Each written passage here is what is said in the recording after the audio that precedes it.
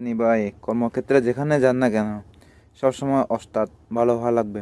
ওস্তাদ যদি ভালো না হলে আপনার কাজ কোনোদিন শেখা হবে না। আমার ক্ষেত্রে কিন্তু আলাদা, আমার ওস্তাদ অসম্ভব ভালো, যার জন্য আজকে এই পর্যায়ে পৌঁছাইতে পারছি আমি।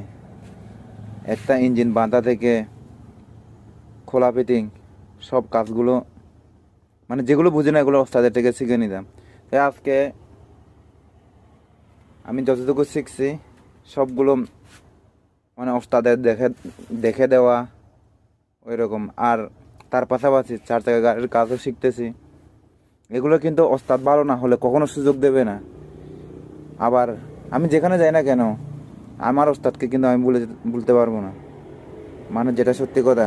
অনেকে তো আবার ধরেন চলে তলে গেলে নিজের ওস্তাদের অস্তিত্ব ভুলে যায়। এরা হচ্ছে স্বার্থপর। কারণ একটা মানুষের কাছ থেকে এত সহজে বিদ্যা অর্জন করা সম্ভব না।